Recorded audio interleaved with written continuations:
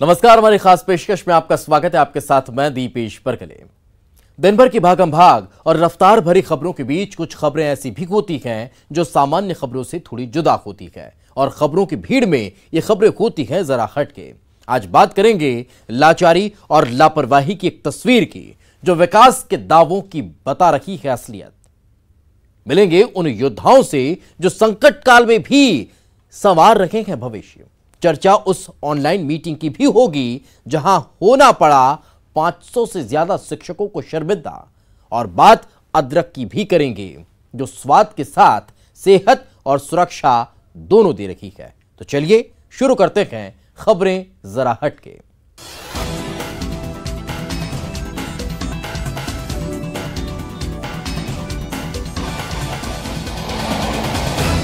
यह संक्रमण काल है जहां सबसे पहली प्राथमिकता अपने आप को बचाते हुए लोगों को बचाना है। लेकिन इस हालात में एक और चुनौती है, वो है बच्चों के डूबते भविष्य को संवारने की। महासमुंद में कुछ शिक्षक भी यही कर रहे हैं। संक्रमण से बचते हुए संकट की इस घड़ी में बच्चों को पढ़ाई करवा रहे हैं। जैसा कि हम पहले पढ़ चुके हैं,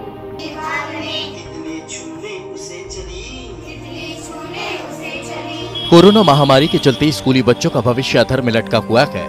ऐसे में छत्तीसगढ़ सरकार बच्चों तक शिक्षा पहुंचाने के लिए पढ़ाई तो घर द्वार योजना लेकर आई है, जिसके तहत शिक्षक बच्चों को नवाचार करते हुए ऑनलाइन मोबाइल के माध्यम से गांव के गली मोहल्लों में बने रंगमंच, सामुदायिक भवन और गांव के चौक चौराहों पर लाउडस्पीकर के माध्यम से शिक्षक की अलख जगाने में लगे हैं।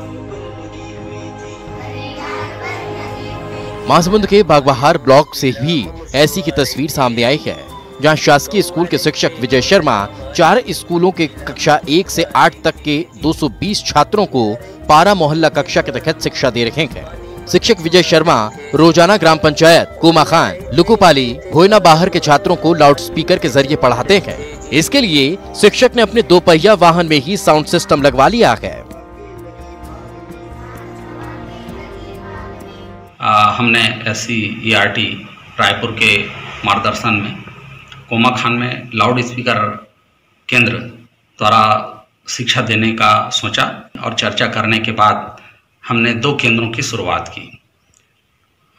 बाद में लोगों की मांग को देखते हुए हमने 23 केंद्र संचालित किए। 23 केंद्रों में 23 वॉलंटियर नियुक्त किए गए, और 23 वॉलंटियर विभिन्न गतिविधियों, शैक्षिक गतिविधियों के माध्यम से अपने शिक्षण को निरंतर जारी रखे हुए हैं। इसी तरह की एक दूसरी तस्वीर सरायपाली ब्लॉक से भी सामने आई, जहां शिक्षिका संगीता पंडा बच्चों को ऑनलाइन शिक्षा दे रही हैं।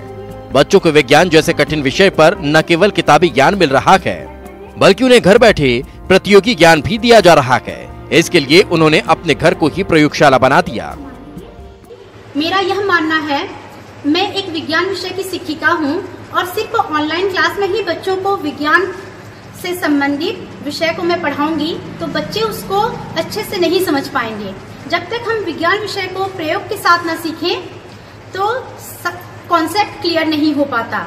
इसलिए मेरा जो नया थीम है वह है हर घर प्रयोगशाला।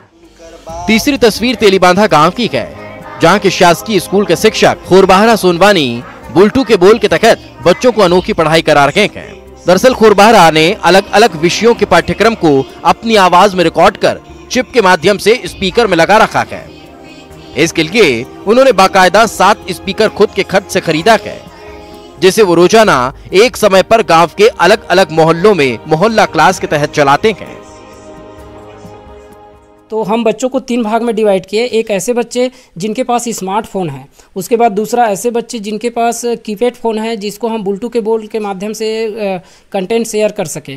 पर उसके बाद बड़ी समस्या यह आई सर कि ऐसे बच्चे जिनके पास फ़ोन ही की ही सुविधा नहीं है, तो वो हमारे लिए एक समस्या हो गई थी, और ऐसे बच्चे संख्या में ज़्यादा थे। तो उसके लिए सर हम स्पीकर का बोल संचालन किए। इसके माध्यम से सर जो चिप है चिप में हम अपनी आवाज़ में ऑडियो को बनाते हैं, हर पार्ट को, पार्ट 1 से लेकर के जितने भी पार्ट है, पहली से लेकर के 5वीं तक के जितने पार्ट है, उसको ऑडियो को हम अपने आवाज़ में बनाते हैं और इसमें डालने के बाद इसको बच्चे के पास जाके मोहल्ले में छोड़ दिया जाता है ताकि बच्चे इसको वहाँ से पढ़ाई कर सकें। सरकार का टेक्निक तो ये हम देख रहे हैं कि गोल्टू के गोल बोल के अंतर्गत जो है तेली बांधा महासमुंद ब्लॉक के अंतर्गत बच्चों को पढ़ाई की जा रही है। ये कारगर अच्छे ढंग से साबित हो रही है। प्रत्येक शिक्षक जो हैं इसमें लगे हुए हैं और बच्चों की पढ़ाई को ध्यान में रखते हुए उनकी गुणवत्ता को वृद्धि करने के लिए सर्वमुखी विकास के लिए कोशिश कर रहे हैं। कोरोना काल में जहां बच्चों को बचाए रखना अपने आप में एक चुनौती है, वहीं संकट की घड़ी में बच्चों का भविष्य बिगड़ने से बचाना किसी दूसरी चुनौती से कम नहीं। मनोहर सिंह राजपूत, न्यूज़ 18 महासमुंद। साथ हवा के लगी भागने, तितली छूने उसे चली, हरी डाल पर लगी हुई थी, मुन्नी सुंदरी। दुश्मन देश से लड़ते हुए सीमा पर शहीद हुए सैनिक की याद में 5 साल बाद भी सरकार नहीं लगा पाई प्रतिमा। आक्रोशित राजपूत समाज ने खुद अपने पैसों से शहीद की याद में प्रतिमा लगवाने का निर्णय ले लिया।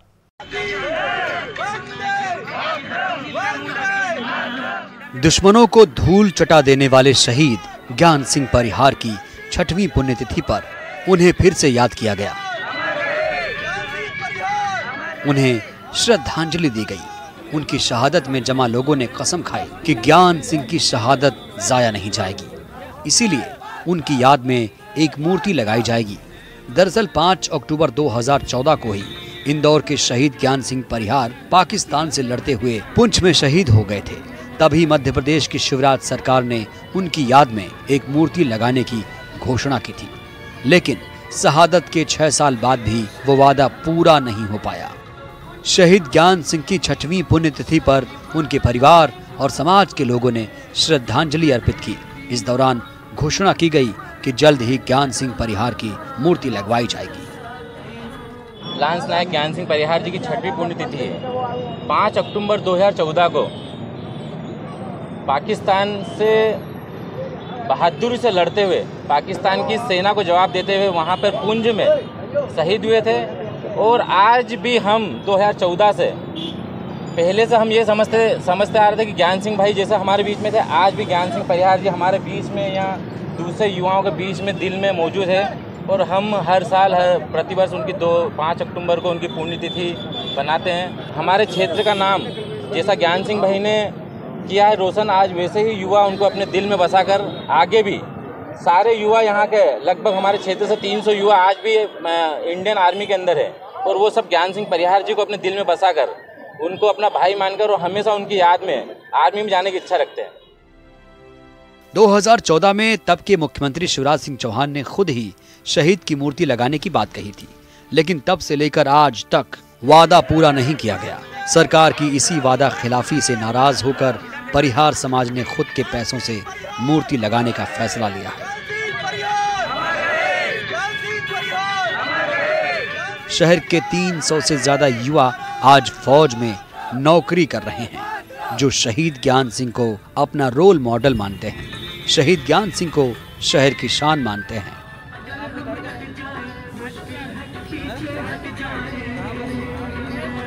विकास सिंह चौहान, न्यूज़ 18 इंदौर।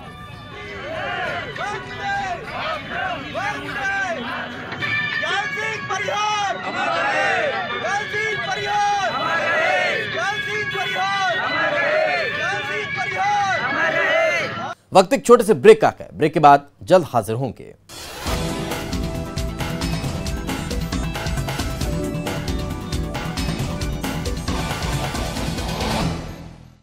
ब्रेक के बाद एक बार फिर आपका स्वागत है।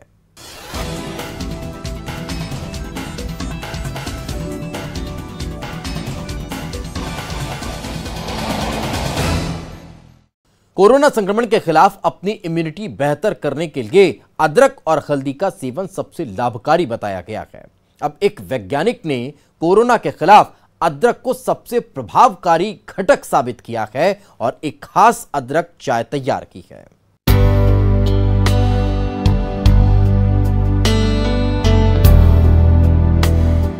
कोरोना संक्रमण को लेकर मणिपुर के एक वैज्ञानिक ने नई खोज की है और ये खोज है अदरक की चाय। अमूमन हम लोग घरों में अदरक का प्रयोग चाय में करते रहे हैं और हल्दी के साथ अदरक कोरोना के खिलाफ अपनी इम्यूनिटी मजबूत करने के लिए सबसे गुणकारी पाया गया है। इस वैज्ञानिक का दावा है कि कोरोना के खिलाफ अदरक सबसे प्रभावी घटक है और उन्होंने 3 प्रकार के अदरक से विशेष जिंजर टी तैयार की है और वो इसका क्लिनिकल ट्रायल कराने के लिए आयुष मंत्रालय से संपर्क कर रहे हैं। Further testing, even clinical trial also to confirm whether this will be an effective nutraceutical product, herbal drink against COVID or cancer, etc. इससे पहले डॉक्टर किशोर सबसे तीखी हरी मिर्च तैयार कर चुके हैं और अब उन्होंने 3 प्रकार के अदरक तैयार किए हैं जो सामान्य फ्लू के साथ कोरोना के संक्रमण में भी मरीज के लिए लाभकारी है। Bureau report, news 18 network. दादा दादी से हर किसी को प्यार होता है। लोग अपने दादा दादी से मिलने क्या नहीं करते, लेकिन आपने कभी देखा या सुना है कोई 10 साल का बच्चा अपनी दादी से मिलने के लिए 2800 किलोमीटर पैदल रास्ता नाप दिया। इस पदयात्रा के दौरान वो बच्चा इटली, स्विट्जरलैंड, फ्रांस और ब्रिटेन से होते हुए अपनी मंजिल तक पहुंचा है।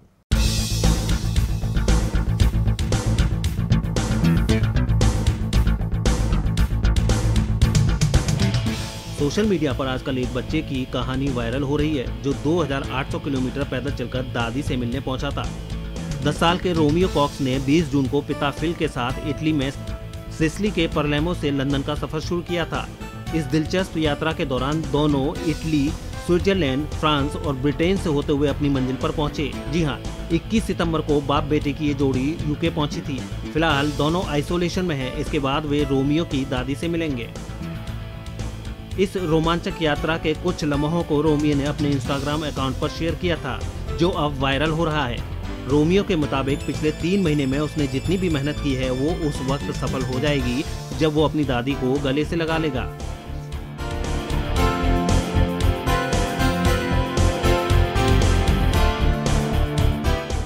खबरें जरा हटके में आज बस इतना ही। कल फिर होगी मुलाकात कुछ नई खबरों के साथ। तब तक दीजिए इजाजत। नमस्कार।